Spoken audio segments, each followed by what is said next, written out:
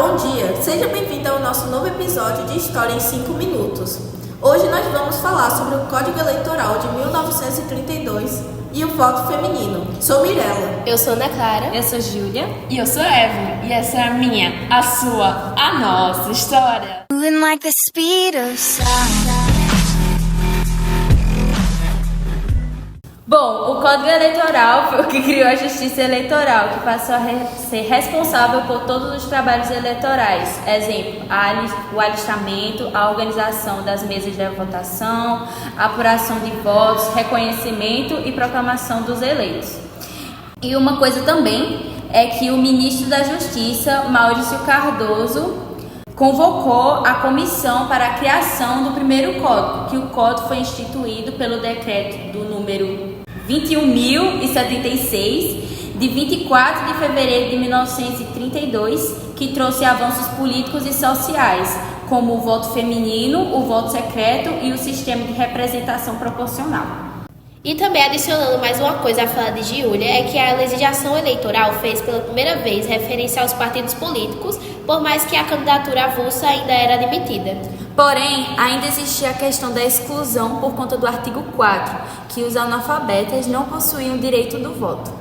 Nessa época, os crimes eleitorais eram previstos no Código Criminal de 1890 e no Código Eleitoral de 1932. Ambas as legislações consideravam como crimes eleitorais impedir ou obstar de qualquer maneira que o eleitor vote, solicitar usando de promessas ou de ameaças votos para certa determinada pessoa ou, para esse fim, comprar votos, qualquer que seja a eleição a que se proceda, extraviar, ocultar, inutilizar, confiscar ou subtrair de alguém o seu título de eleitor.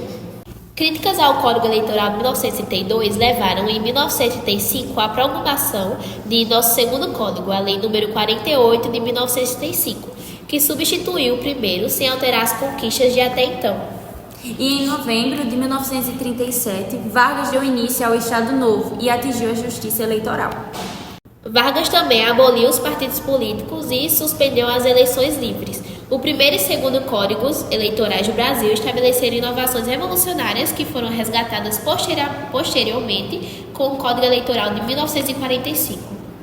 Em 2022, marcou 90 anos que as mulheres brasileiras conquistaram o direito ao voto, com o Código Eleitoral Brasileiro, que as meninas acabaram de falar. E se vocês pararem para pensar, o Brasil poderia ter sido a primeira nação do mundo a aprovar o voto feminino. A luta pelo voto feminino já existe há muito tempo, desde o século XIX, que começou na Inglaterra. Junto com a luta do movimento operário contra a exploração dos trabalhadores. Desde a Grécia e Roma antigas, a cidadania e o voto estão ligados. A bagagem histórica, como o machismo estrutural e a exclusão política, fazia com que apenas homens, brancos e ricos eram considerados cidadãos, tendo direito ao voto. O movimento sufragista e o direito de voto feminino variam de país para país, onde, no Brasil, foi tardio. As mulheres sempre foram censuradas e excluídas do direito de votar e de participar de assuntos políticos. E nem sequer era cogitada a ideia de uma mulher se candidatar. Alguns dos argumentos para a exclusão feminina é a ameaça à manutenção familiar, já que deviam obediência e submissão aos maridos enquanto casadas e aos pais enquanto solteiras. As mulheres também eram consideradas emocionalmente influenciáveis e instáveis, cujos eram incapazes de ter opinião e raciocínio próprio. Outro preconceito é o fato de as mulheres não lutarem na guerra. E eram consideradas burras e incapazes de compreender assuntos complexos. Agora vamos falar sobre o voto feminino no Brasil. Se iniciou no século XIX, período imperial monárquico, e o início do período republicano, século XX. As mulheres do movimento também eram comumente defensoras de outras causas, como a luta abolicionista, o direito feminino à educação e o republicanismo. E a imprensa e a atuação de professores foi de grande importância para a proporção que levou o movimento. No decreto de 21.076 de 1932, no governo provisório, diz que cidadãos maiores de 21 anos, sem distinção de sexo, podem votar. As mulheres, somente as alfabetizadas, e as casadas deviam pedir permissão aos maridos, e o voto obrigatório apenas para homens ou mulheres servidoras públicas. Na Constituição de 1934, mantém as mulheres como eleitoras, mas a idade mínima diminui para 18 anos. Vamos falar algumas mulheres importantes e percursoras nos caminhos democráticos conquistados. Em 1911, a professora baiana Leonida de Figueiredo Daltro foi a primeira mulher a fundar um partido, o Partido Republicano Feminino. Em 1927, no Rio Grande do Norte, a professora de Mossoró, Celina Guimarães Viana, foi a primeira mulher a se tornar eleitora. No mesmo ano, o Partido Republicano do Rio Grande do Norte lança a candidatura de Luísa Alzira Soriano Teixeira, à Prefeitura de Lages, que vence em 1928 com 60% dos votos. Com 32 anos, a primeira mulher a governar um município do Brasil. Na primeira eleição após o Código de 32, havia 254 deputados, onde apenas uma era mulher na Assembleia Constituinte. Era a médica paulista Carlota Pereira.